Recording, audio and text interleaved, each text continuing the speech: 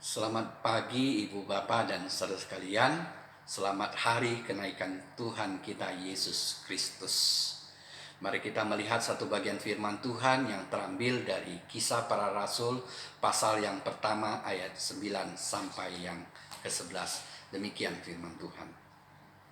Sesudah ia mengatakan demikian, terangkatlah ia disaksikan oleh mereka, dan awan menutupinya dan pandangan mereka. Dan ketika mereka sedang menatap ke langit waktu ia naik itu, tiba-tiba berdirilah dua orang yang berpakaian putih dekat mereka, dan berkata kepada mereka, "Hai orang-orang Galilea, mengapa kamu berdiri melihat ke langit? Yesus ini yang terangkat ke surga, meninggalkan kamu akan datang kembali dengan cara yang sama seperti kamu melihat dia naik ke surga." Pernahkah kita membayangkan seandainya jikalau Tuhan Yesus tidak naik ke surga? Bukankah itu akan menjadi indah kalau kita bayangkan, di mana Tuhan Yesus akan berkeliling dari satu kota ke satu kota, dari satu gereja ke satu gereja, untuk menyampaikan firman Tuhan, untuk mengadakan KKR. Waktu dia menyampaikan firman Tuhan, kita tidak perlu lagi bertanya-tanya apakah yang disampaikan firman Tuhan atau bukan, karena kita percaya jikalau Tuhan yang menyampaikan, itu sudah pasti firman Tuhan. Dan terkala dia melakukan kesembuhan dan melakukan mujizat, kita pun tidak perlu lagi bertanya-tanya apakah ini mujizat yang asli atau palsu, ini kesembuhan yang asli atau KW. Karena kita percaya jikalau Tuhan yang melakukan, itu semua pasti benar dan asli adanya. Dan baru-baru ini di Indonesia, ada berapa pendeta melakukan perdebatan teologi, dan perdebatan ini sampai sekarang pun masih hangat. Dan kalau dalam keadaan seperti ini, kita bisa mengundang Tuhan Yesus datang untuk mempersatukan hamba-hamba Tuhan ini, membicarakan apa yang benar dan harus disampaikan. Dan untuk itu kita percaya tidak lagi akan ada perdebatan di kemudian hari. Dan kalaupun nanti ada perdebatan, kita dapat undang lagi Tuhan Yesus untuk menjelaskan kembali bagaimana yang benar dan firman Tuhan yang seperti apa yang harus disampaikan oleh hamba-hamba Tuhan. Bukankah itu indah? Tapi firman Tuhan menjelaskan kepada kita, bahkan Tuhan Yesus sendiri yang berkata bahwa lebih berguna jikalau dia pergi ke sana, sebab dia pergi ke sana itu akan mendatangkan kebaikan bagi kita. Inilah firman Tuhan katakan kepada kita. Apa kebaikan yang kita dapat peroleh tatkala Tuhan Yesus naik ke surga? Paling tidak kita akan dapat pelajari ada 4 hal kebaikan yang didatangkan jikalau Tuhan naik ke surga. Yang pertama adalah jikalau dia pergi ke surga, dia adalah untuk menyediakan tempat bagi kita. Itu kita boleh lihat di dalam Yohanes pasal 14 ayat yang kedua. Dia mengatakan, "Di rumah Bapakku banyak tempat tinggal. Jikalau tidak demikian, aku akan mengatakan kepadamu, aku pergi ke sana untuk menyediakan tempat tinggal bagimu. Dan aku akan menjemputmu dan membawa engkau ke tempatku." Itulah yang dikatakan oleh firman Tuhan. Itulah yang dikatakan oleh Tuhan kita Yesus kepada jemaat Tuhan, bahwa di rumah Bapa ada banyak tempat tinggal. Dia bicara tentang rumah Bapa. Rumah Bapa itu rumah bapaknya siapa? Apakah ini adalah rumahnya Adam, bapaknya setiap manusia? Tentu juga bukan. Apakah dia sedang bicara tentang rumah Bapa Abraham, Bapa orang beriman? Juga bukan. Tapi dia sedang bicara tentang rumah Bapakku, yaitu tempat kediaman daripada Allah Tuhan kita. Yang dibicarakan adalah surga.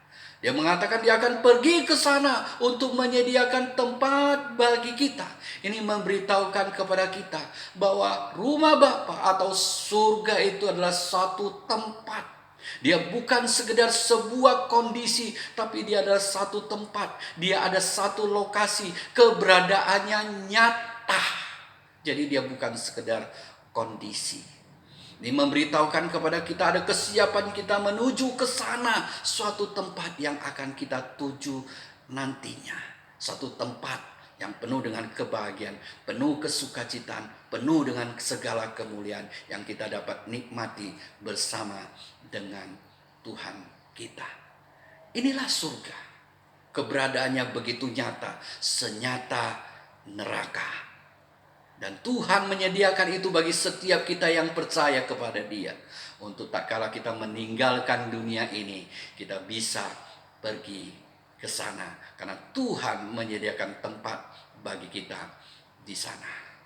Dan tak kala Tuhan bicara tentang Dia menyediakan tempat tinggal bagi kita, juga mengingatkan kita bahwa tempat tinggal itu ada dan tempat tinggal itu Dialah yang punya. Karena Dia bicara tentang tempatku. Tempat ini Dialah pemiliknya. Dia tidak akan sembarangan menyediakan tempat yang bukan tempatnya. Ini adalah surga. Surga tempat kediaman. Dan Dialah pemiliknya. Sebab Dialah adalah Allah. Dia menyediakan bagi kita semua di tempat keberadaannya yang Dia adalah pemiliknya sendiri. Dan kemudian Thomas mulai bertanya kepada Tuhan. Tuhan, katanya, Engkau pergi dan kami tidak tahu Kau pergi kemana. Dan bagaimana kami menuju ke tempat Engkau berada. Ini yang dikatakan Thomas. Ini jugalah kebanyakan pertanyaan bagi manusia. Engkau menuju kepada surga, tapi bagaimana kami menuju ke surga? Dan yang lebih miris lagi, orang bertanya, setelah kami meninggalkan dunia ini, kami pergi kemana? Bahkan ada bayangan-bayangan ketakutan bahwa dia akan menetap di dalam kuburan, di dalam siksa kubur yang menyakitkan, digigit oleh kacua, digigit oleh cacing-cacing, digigit oleh berbagai macam bakteri, menghancurkan tubuhnya. Dan sebelum hancur tubuhnya, dia harus mengalami penderitaan yang begitu menyakitkan, ditimpa oleh tanah, dan mengalami kesakitan, kedinginan yang luar biasa, bahkan kesepian di dalam kubur. Atau mungkin di tempat lain yang begitu gelap dan menakutkan. Sehingga inilah yang menjadi satu misteri bagi kematian. Dan misteri ini menjadi ketakutan bagi banyak orang. Dan Tuhan menjawab pertanyaan Thomas. Dia mengatakan, Akulah jalan, kebenaran, dan hidup. Tidak ada seorang pun yang dapat datang kepada Bapa jikalau tidak melalui aku. Dia mengatakan, Akulah jalan, kebenaran, dan hidup. Jikalau tidak ada seorang pun yang dapat datang kepada Bapa jikalau tidak melalui aku. Itulah yang dikatakan firman Tuhan. Inilah yang dikatakan oleh Tuhan. Dia tidak sedang menunjukkan kepada jalan. Inilah jalan, engkau tinggal jalan. Engkau melakukan ini, harus melakukan itu, sehingga engkau sampai kepada tujuan. Yang kadang-kadang dia pun tidak tahu apakah aku sampai atau tidak sampai. Dan Tuhan juga tidak bicara tentang akulah salah satu jalan. Bukan. Tapi Tuhan mengatakan akulah jalan. Akulah satu-satunya jalan untuk engkau pergi menuju ke surga. Untuk engkau sampai ke surga. Inilah yang Tuhan Yesus mau katakan. Satu jalan yang disediakan melalui Yesus. Hanya melalui Yesus. Dan Dia adalah kebenaran. Dia tidak sekedar mengajarkan kebenaran, tetapi Dialah kebenaran itu sendiri yang akan membenarkan setiap orang yang percaya kepada Dia, yang akan dipimpin di dalam kebenaran. Dan kemudian Dia juga adalah hidup. Dia akan memberikan kehidupan yang kekal bagi setiap orang yang percaya kepada Dia, yang akan dibawa masuk dalam kerajaannya di surga sana, hidup di dalam kekekalan di dalam Dia. Akulah jalan, kebenaran, dan hidup. Tidak ada seorang pun yang dapat datang kepada Bapa. Tidak ada seorang pun yang dapat pergi ke surga jikalau tidak melalui aku. Itulah yang dikatakan Tuhan Yesus. Yang mengingatkan kepada kita, Dialah satu-satunya jalan yang kita harus beritakan. Supaya setiap orang boleh menuju ke surga yang baka, di mana dia boleh menikmati segala kenikmatan yang Tuhan sediakan bagi kita yang percaya kepadanya. Inilah kebaikan yang pertama yang kita dapatkan, bahwa Yesus Kristus Tuhan kita naik ke surga. Dan yang kedua, firman Tuhan katakan di dalam Yohanes pasal yang ke-16 ayat yang ke-7. Dia mengatakan adalah lebih berguna bagimu jikalau aku pergi. Sebab jikalau aku pergi, aku akan mengutus penghibur itu kepadamu. Itulah yang firman Tuhan katakan. Dia akan mengutus penghibur itu. Siapakah penghibur itu? Dia adalah Roh Kudus. Dan apa yang dilakukan oleh Roh Kudus? Firman Tuhan mengatakan dia akan menginsafkan dunia akan dosa, akan kebenaran dan penghakiman. Di mana Roh Kudus datang ke dalam dunia itu untuk menginsafkan dunia ini akan dosa, menginsafkan dunia ini akan kebenaran, menginsafkan dunia ini akan penghakiman. Suatu ketika di dalam satu kebaktian, ada satu keluarga di mana anaknya sudah percaya, tetapi bapak dan ibunya belum percaya. Waktu mendengarkan firman Tuhan, pendeta mengatakan, siapa di antara kalian yang tidak berdosa? Dan bapaknya bangkit berdiri, karena dia yakin benar bahwa dia tidak pernah melakukan dosa. Dia tidak pernah mencuri, dia tidak pernah merampok, dia tidak membunuh, dia tidak melakukan korupsi, dan dia melakukan hidupnya dengan begitu rupa, dengan integritas yang baik. Dan hamba Tuhan itu ditantang sedemikian rupa, di bawah pimpinan Roh Kudus, dia mulai berbicara. Apakah engkau tidak pernah melakukan dosa terhadap istrimu? Dan seketika itu Roh Kudus bekerja di dalam hatinya. Roh Kudus menginsafkan dia bahwa dia adalah orang berdosa. Dan dia adalah orang berdosa. Dia membutuhkan Tuhan untuk menghapuskan dosanya supaya dia diselamatkan. Dengan demikian akhirnya dia menjadi orang yang percaya kepada Yesus Kristus Tuhan kita. Inilah pekerjaan Roh Kudus. Dan dia juga menginsafkan di dalam kehidupan manusia akan kebenaran. Semua manusia ada kecenderung merasa dirinya benar dan membawa kebenarannya untuk dia tunjukkan kepada dunia. Tapi inilah pekerjaan Roh Kudus, bagaimana dia membawa semua orang menyadari kebenaran di luar Kristus adalah kebenaran yang semu. Dan dibawa di dalam pekerjaan Roh Kudus, manusia dibawa ke dalam kebenaran yang sejati untuk dia boleh hidup dibenarkan di dalam Kristus.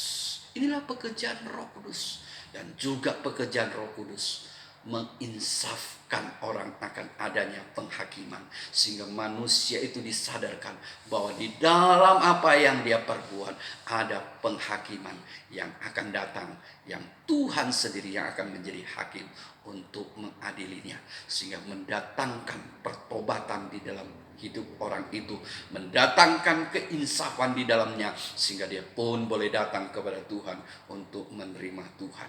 Inilah pekerjaan Roh Kudus di dalam dunia ini untuk menginsafkan orang-orang di luar Tuhan akan dosa, kebenaran, dan juga penghakiman, supaya mereka boleh datang kepada Kristus dan percaya di mana Tuhan Yesus dipermuliakan di dalam pekerjaan Roh Kudus. Dan Roh Kudus juga bekerja dalam kehidupan orang-orang percaya. Dia disebut juga Roh Penghibur. Dia juga disebut Roh Kebenaran. Dia disebut Roh Penghibur. Sebab di dalam dia berkarya di dalam hati kita, di dalam hidup kita, di dalam dunia yang keras, di dalam dunia yang seringkali membuat kita begitu berbeban berat, di dalam kesusahan.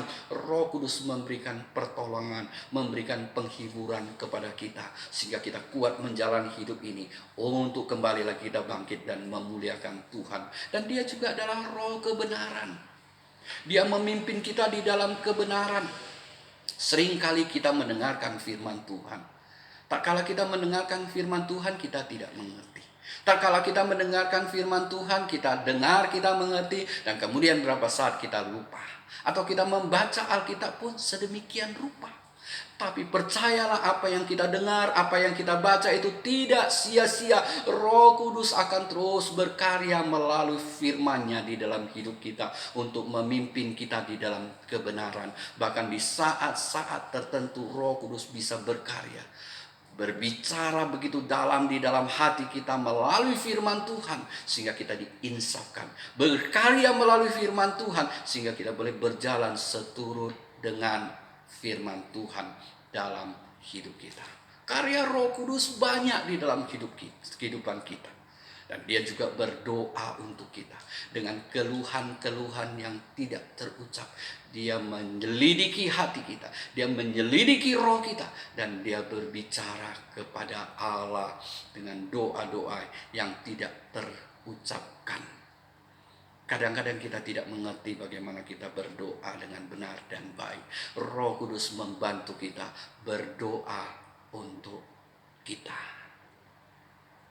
Dan firman Tuhan katakan, jikalau Roh Kudus turun atasmu, aku akan memberikan kuasa kepadamu untuk menjadi saksiku, dimulai dari Yerusalem, Yudea, Samaria, sampai ke ujung bumi. Di mana Roh Kudus memberikan kuasa kepada kita untuk menjadi saksinya.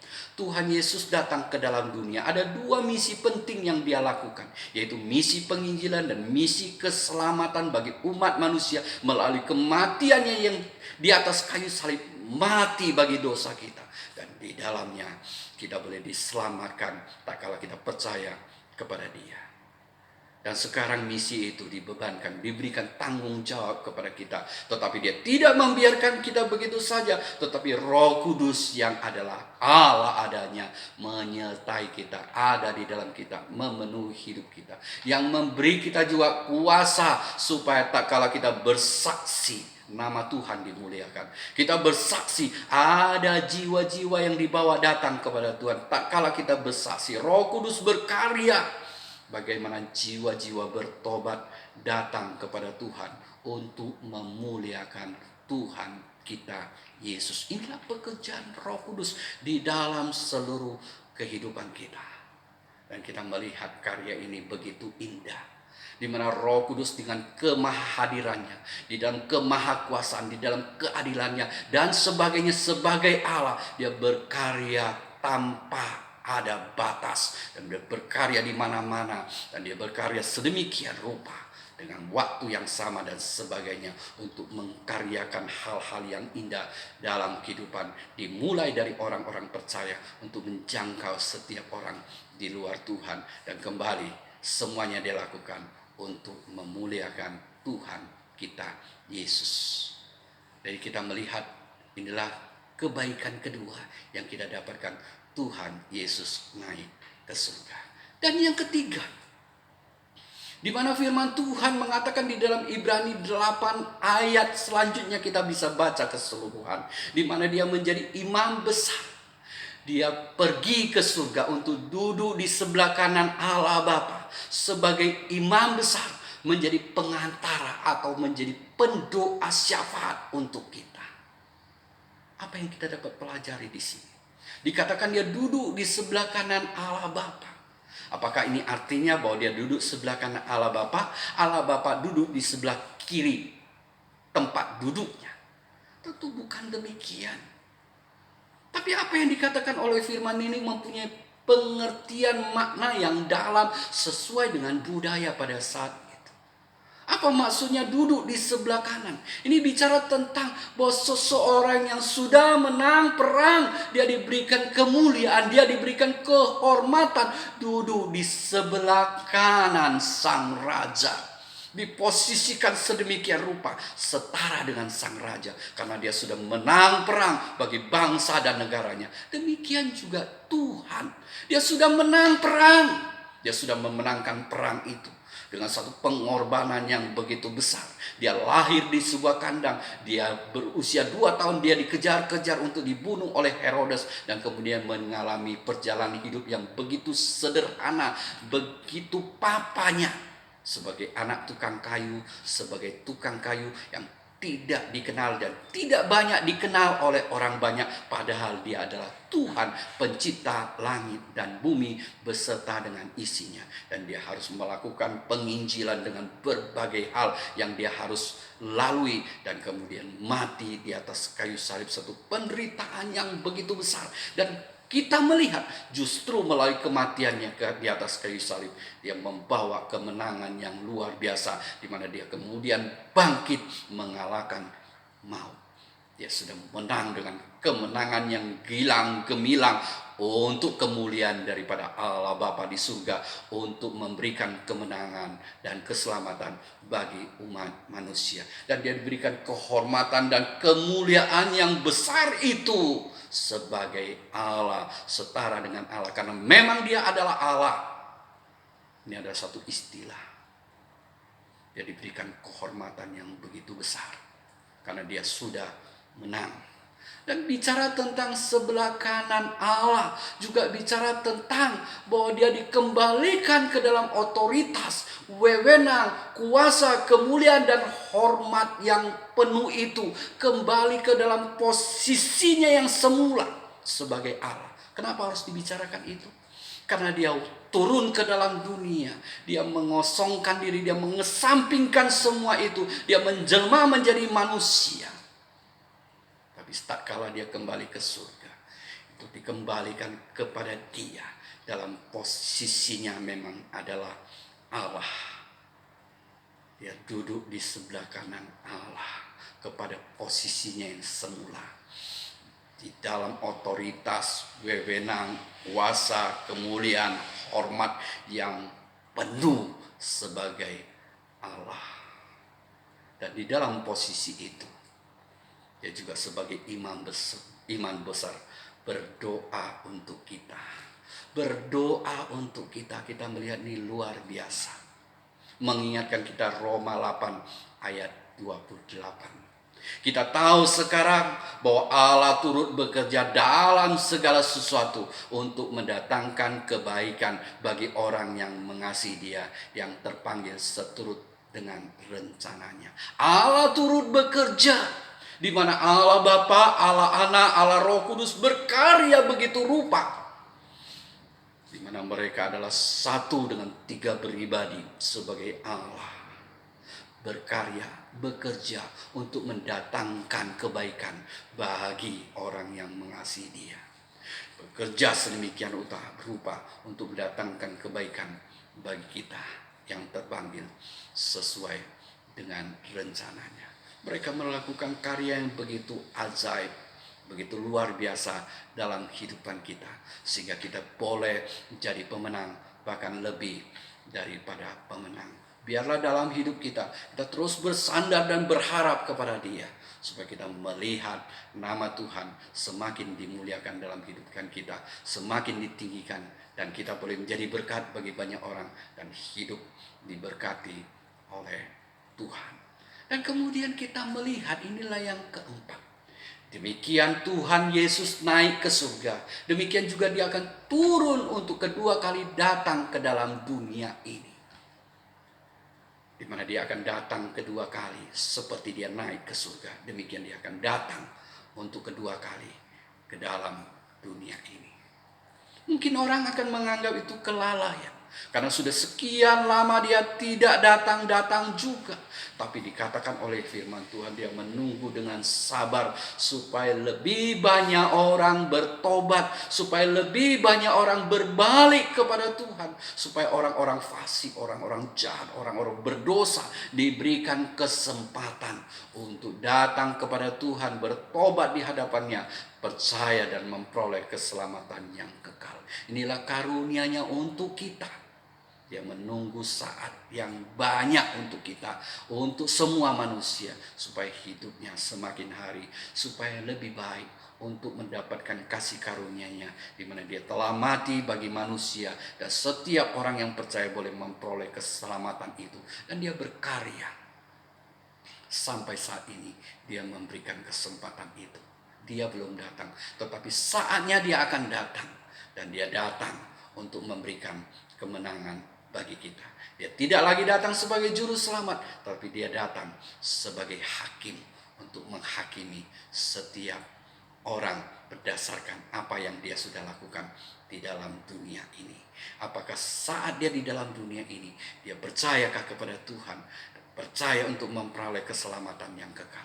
tetapi menjadi satu keingatan bagi kita bahwa misi Tuhan di dalam dunia ini Dia sudah embankan bagi kita. Sudahkah kita melakukan misi ini dengan baik? Roh Kudus akan menetapkan, akan meneguhkan kesaksian kita sehingga banyak jiwa dimenangkan, diselamatkan. Yang penting kita melakukan tugas kita, maka kita akan melihat karya Roh Kudus yang luar biasa melalui hidup kita. Amin. Kita berdoa. Bapa yang di dalam surga, terima kasih Tuhan untuk firman-Mu. Kiranya Engkaulah yang berbicara lebih dalam, lebih luas di dalam hati setiap kami. Ajarkanlah kami menjadi pendengar yang baik. Lebih daripada itu, ajarkanlah kami menjadi pelaku firman-Mu ya Tuhan kami. Inilah doa kami ya Tuhan, yang kami alaskannya di dalam nama Tuhan Yesus Kristus. Amin.